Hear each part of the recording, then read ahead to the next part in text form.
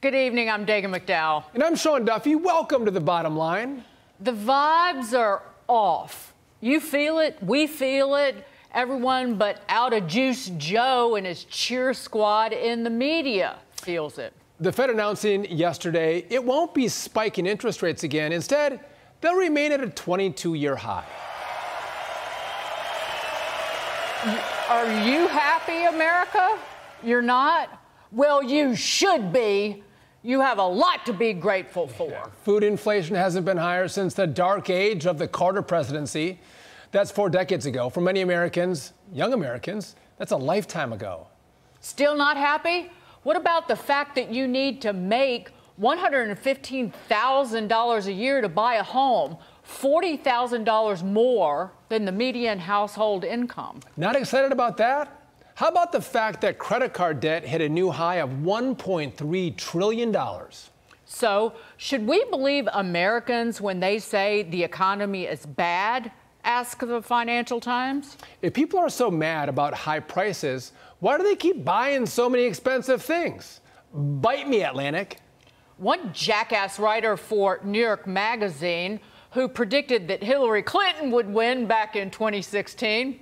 Well done. Piling on, quote, I ordered 2 filet mignon, plus duck à l'orange, plus baked Alaska, plus Wolfgang Puck coming to my house to prepare the meal, plus a few kilos of cocaine to amp us up while he cooked. My God, it was not cheap. I can see why voters are angry at Biden.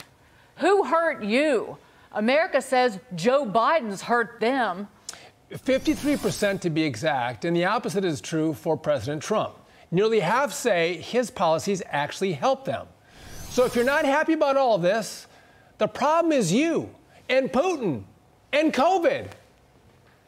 Let's not forget what has been happening almost 2 years now, right? Putin's war right, but that has caused inflation, that has caused prices to go up, right? And so the president took action to make sure gas prices went down, which they have, right?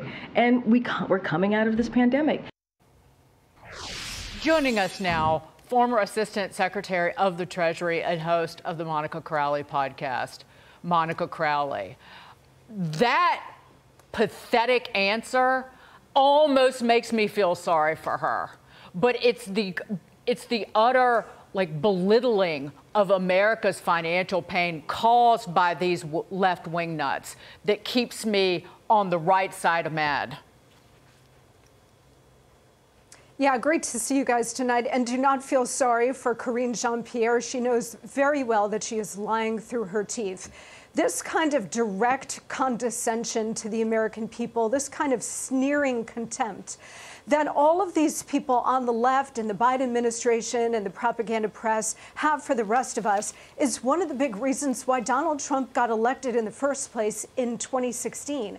Because he spoke directly to the forgotten men and women and said, listen, I know that you've gotten screwed over by the Uni Party, you've gotten screwed over by globalism, you've gotten screwed over by various administrations of both parties sending your jobs overseas. I am going to take care of you. I'm going to deliver a booming economy that's going to raise all boats. And in fact, he did that. So this kind of contempt coming from the left, including from the spokesperson for the President of the United States, where she was straight out lying that the source of inflation was not their $8 trillion plus that they've spent over the last 3 years, but Vladimir Putin and everybody else except them and their profligate spending. And then the left trying to tell you that it's your fault because you're spending too much or you're spending on the wrong things. I'm telling you that the American people have had it with the lies. They know their lived experience in this economy. They don't have to go back 40 years to the Reagan years to remember a booming economy.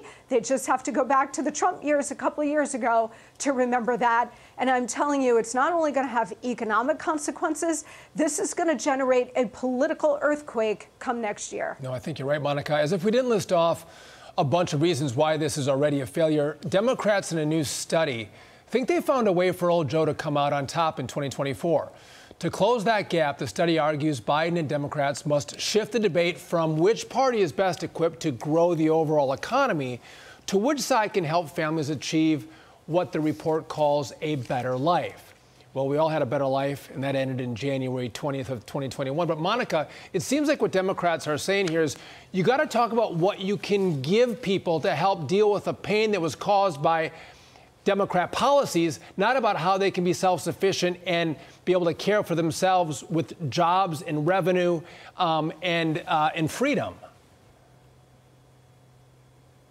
Yeah, you know, it's interesting the way that Democrat study framed this whole argument. They said, look, don't talk about which party or which presidential candidate can generate the most overall economic growth for the country and in terms of individual prosperity, because they know that the answer to that is, of course, President Trump, because he did it for 4 years, and the Republican Party when they're in charge, right? Lower taxes, fewer regulations, fairer trade, unleashing our great energy sector, all the things that President Trump did.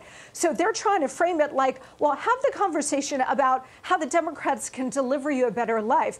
But to Sean, to your point, what do they mean by that? They mean basically a socialist kind of economic system where it's all about power and control, but the power and control rests with them. That it is essentially a destruction of the free market system, with them sitting atop of any new kind of socialist system, and you have no freedom of choice. You've got no economic freedom. They've been trying to sell this now for decades as a better life. And you know what? I think we've reached the tipping point where most Americans now are onto it, and they're not buying it. Subsidies from the federal government, again, getting you hooked on the teat for, say, things like health care. Yeah, you want these clowns deciding which doctor you get to see. The second thing is confronting special interests like major corporations. Oh, you mean our employers who give us good jobs? And then abortion, personal liberties and freedoms, of which there are a few. That's really the only one that they care about. They're not interested in life. They're interested in the death of babies. Well, that's right. I think abortion is going to be a huge issue for them. Look, fear is government's most effective weapon. And so you're seeing it now. This is how they're going to run, because they can't run on a catastrophic Biden record. They can't run on a disastrous left-wing Democrat record. So the only thing that they have left to leverage is fear. They're going to use that on Donald Trump. They've already started calling him a potential dictator, which is patently absurd. They're going to run to try to scare women over the abortion issue. They're going to run scared, try to make you scared on a whole range of issues that Donald Trump is going to be some sort of tyrant who's going to bring us World War III. All of the things that they accuse the Republican side of and Donald Trump of, they themselves are guilty of. It's classic projection. But again, I think we're so far beyond the catastrophe here with regard to Joe Biden that most of the American people are just tuning it all out. I hope you're right. Well, Monica, if you spent any time online in the past 24 hours, you may have seen the White House was royally roasted for this Christmas performance.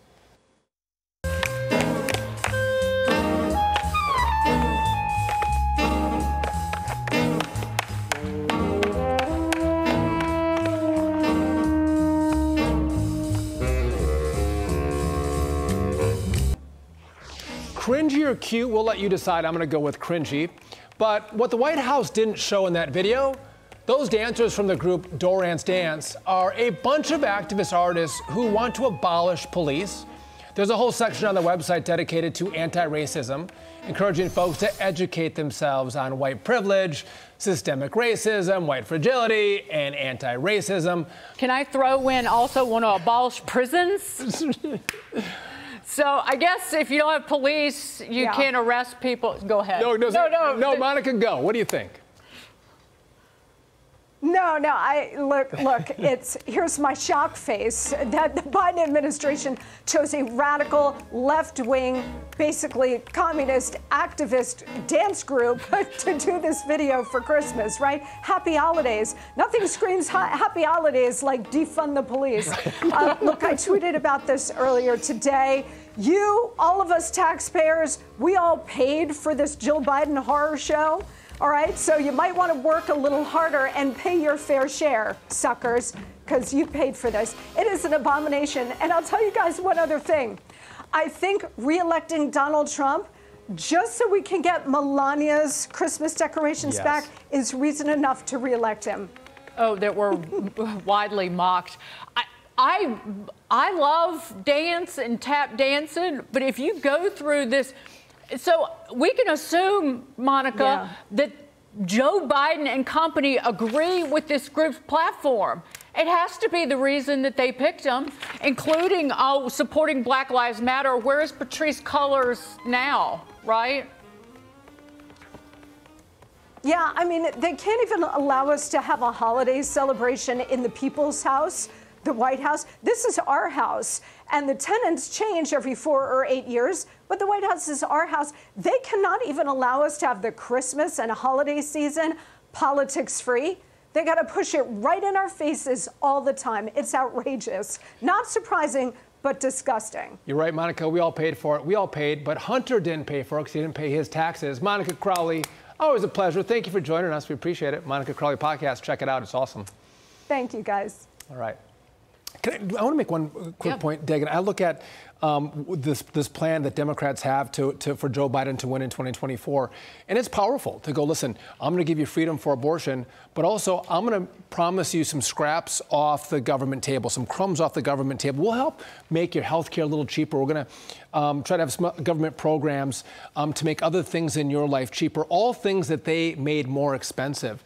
And that's a really powerful argument. We saw that it worked in 2022, and they're going to repackage that same plan and try to scare the pants off of the American voter to vote Democrat, as opposed to going back to a free market system, like Monica just said, where you can fend and pay for your own life and have the freedom to live the life that you choose, as opposed to the life that the government wants to fund for you.